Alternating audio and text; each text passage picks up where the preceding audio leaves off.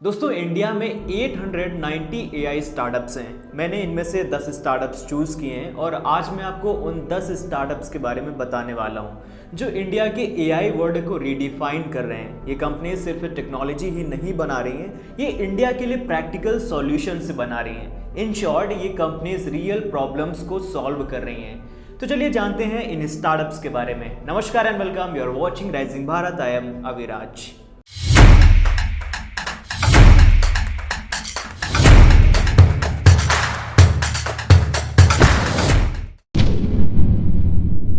दोस्तों सबसे पहले बात करते हैं सर्वम एआई की। कुछ एक्स अमेजॉन एम्प्लॉयज़ द्वारा ये स्टार्टअप बनाया गया है जिनका नाम है डॉक्टर प्रत्युष कुमार और डॉक्टर विवेक राघवन।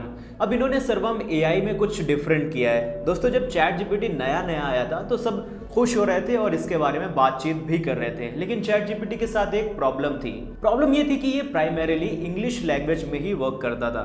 हिंदी भी समझता है लेकिन उतनी अच्छी नहीं समझता है। Regional languages like Punjabi, Tamil, Bengali, Marathi भी ये इतनी अच्छी तरीके से समझ नहीं सकता। तो यहाँ पर सर्वम एआई ने गैप देखा और फाउंडर्स ने सोचा कि अगर इंडिया के लिए आर्टिफिशियल इंटेलिजेंस बनाना है तो इंडियन लैंग्वेजेस में बनाना पड़ेगा।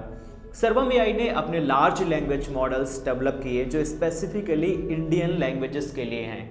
ये इंडियन लैंग्वेजेस ज़्यादा अच्छी तरीके से समझते हैं और बोलते हैं। सर्वम एआई पर इन्वेस्टर्स ट्रस्ट कर रहे हैं। इनका लास्ट फंडिंग राउंड था 2023 में। They have raised $41 million in series A.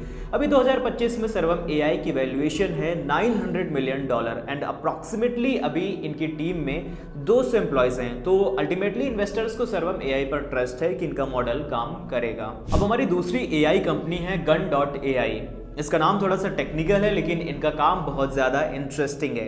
Just imagine आपके पास 1000 कस्टमर्स हैं और आप अपने हर एक कस्टमर को पर्सनलाइज्ड वीडियो मैसेज भेजना चाहते हैं। तो इसका एक ही तरीका है, आप हर एक कस्टमर के लिए वीडियो मैसेजेस रिकॉर्ड करें, लेकिन आपको 1000 लोगों को भेजना है तो आप इतने सारे वीडियो कैसे रिकॉर्ड कर सकते हैं? It seems impossible. लेकिन Gun.ai एग्जैक्टली यही प्रॉब्लम सॉल्व कर रहा है। इसने आपका काम बिल्कुल आसान कर दिया है। कैसे? देखिए, आपको बस एक बार वीडियो रिकॉर्ड करना है और एआई ऑटोमेटिकली आपके हर एक कस्टमर के लिए पर्सनलाइज्ड वीडियो बना देगा। कस्टमर्स के नाम चेंज हो जाएंगे, उनकी डिटेल्स चेंज हो जाएंगी, यानी कि सबके लिए कस्टमाइज्ड पर्सनलाइज्ड मैसेजेस बन जाएंगे। मार्केटिंग टीम्स के लिए एक बहुत अच्छा टूल साबित हो सकता है। इमेजिन कीजिए birthday wishes, festival greetings, promotional videos, सब पर्सनलाइज्ड कस्टमर्स को ऐसे लगेगा कि ये वीडियो आपने सिर्फ और सिर्फ उन्हीं के लिए बनाया है। और टेक्निकली तो ये सही भी है। ब्रांड्स इसको यूज़ कर रहे हैं अपनी मार्केटिंग इफेक्टिवनेस को बढ़ाने के लिए, क्योंकि दोस्तों आज के टाइम में पर्सनलाइजेशन बहुत बड़ा रोल प्ले करता है। अब इसके बाद थर्ड कंपनी है Krutrim. Krutrim is founded by Bhavish Aggarwal जो कि ओला के भी फाउंडर हैं। भाविश का विजन बहुत सिंपल है।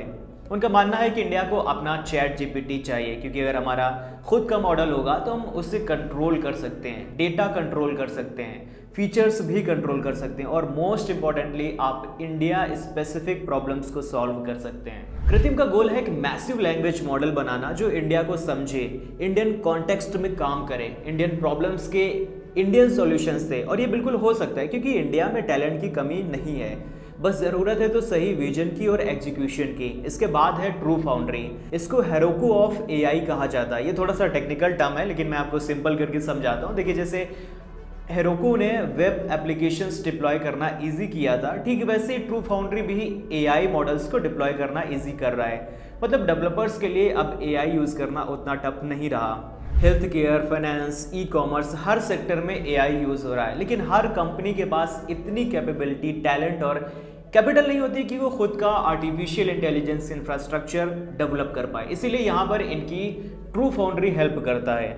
चलिए अब नेक्स्ट और सबसे इंटरेस्टिंग स्टार्टअप की बात करते हैं, किसान एआई। ये इसलिए इंटरेस्टिंग है क्योंकि ये हमारे इंडियन फार्मर्स के लिए है। इंडिया एक एग्रीकल्चरल कंट्री है, यहाँ पर करोड़ों किसान हैं, लेकिन इनके पास टेक्नोलॉजी एक्सेस काफ़ी ज़्यादा लिमिटेड है, इन्फॉर्मेशन बहुत लिमिटेड है। तो इस गैप को फिल करने के लिए एआई किस तरीके से हेल्प कर सकता है वो देखते हैं। देखिए, किसान एआई ने एक एआई असिस्टेंट बनाया जो कि फार्मर्स को गाइड करता है वेदर पैटर्न्स में, क्रॉप सिलेक्शंस में और पेस्ट कंट्रोल और तमाम चीज़ों में। इन्होंने भाषा पर बहुत ज़्यादा ध्यान दिया है किसान तो अपनी रीजनल लैंग्वेजेस में ही अच्छी तरीके से बात कर सकते हैं और समझ सकते हैं, इसीलिए किसान एआई रीजनल लैंग्वेजेस में अवेलेबल है। एक छोटा किसान जो स्मार्टफोन यूज कर सकता है वो अब एआई असिस्टेंट से एडवाइस ले सकता है, वो भी अपनी भाषा में। ये टेक्नोलॉजी का डेमोक्रेटाइजेशन है और हम कह सकते हैं कि ये रियल इम्पैक्ट है। इसके बाद नेक्स्ट स्टार्टअप है Refresh.ai। Refresh.ai कमाल की टेक्नोलॉजी है। आप टेक्स्ट लिखो और ये वीडियो बना देता है, एकदम रियलिस्टिक वीडियो। ये सिर्फ एनिमेशन नहीं है, ये एक्चुअल ह्यूमन लाइक वीडियोस बनाता है। तो इसकी मदद से आप ब्रांड्स के लिए डिजिटल ह्यूमन क्रिएट कर सकते हैं, मतलब एक वर्चुअल स्पोक पर्सन जैसे, जो आपकी कंपनी के बारे में एक्सप्लेन करे, उसके बारे में बात करे, आपके प्रोडक्ट के बारे में एक्सप्लेन करे। और ये काफ़ी ज़्यादा कॉस्ट इफेक्टिव भी है और प्रोफेशनल भी। And this startup is acquired by Adobe in November 2023। इसके बाद पिक्सिस है जो कि मार्केटिंग सॉल्यूशंस प्रोवाइड करता है। एआई यूज़ करके कैंपेन आइडियाज़ जनरेट करना, खुद से एडवर्टीजमेंट बनाना, डेटा एनालाइज करता है। तो कुल मिलाकर मार्केटिंग टीम्स के लिए ये एक बहुत अच्छा और वैल्यूएबल टूल है, क्योंकि इससे आपका बहुत सारा जो मैनुअल वर्क है वो ख़त्म हो जाता है और आपकी क्रिएटिविटी बढ़ जाती है।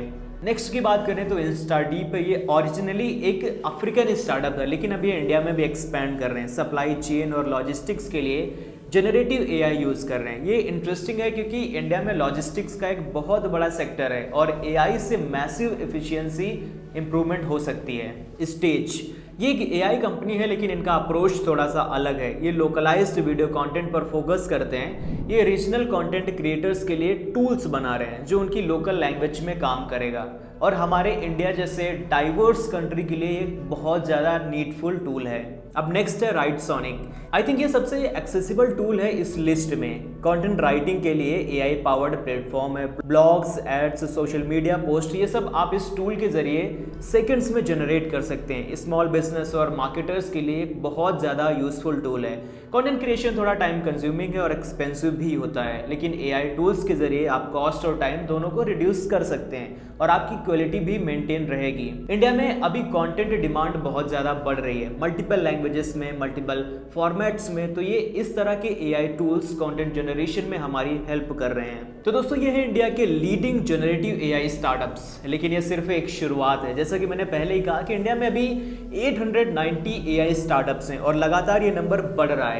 यहाँ पर मैंने जितने भी स्टार्टअप्स मेंशन किए हैं वो सब कोई ना कोई यूनिक प्रॉब्लम को सॉल्व कर रहे हैं। कोई लैंग्वेज बैरियर को तोड़ रहा है, कोई फार्मर्स की हेल्प कर रहा है, कोई मार्केटिंग को ट्रांसफॉर्म कर रहा है, कोई कंटेंट क्रिएशन को डेमोक्रेटाइज कर रहा है, और सबसे इम्पॉर्टेंट बात ये है कि इन्वेस्टर्स इस सेक्टर में इन्वेस्ट भी कर रहे हैं। तो फंडिंग आ रही है, टैलेंट भी है और मार्केट भी है। धीरे धीरे आप ये कह सकते हैं कि गवर्नमेंट सपोर्ट भी बढ़ रहा है। हम ये कह सकते हैं कि आने वाले 5 सालों में इंडिया एआई स्पेस में बहुत आगे बढ़ सकता है। आप इस बारे में क्या सोचते हैं? आपको इनमें से कौन सा स्टार्टअप सबसे इंटरेस्टिंग लगा है, और आप अपने काम के लिए कितना एआई यूज़ करते हैं और किस तरीके से यूज़ करते हैं? कमेंट सेक्शन में लिख करके ज़रूर बताइए।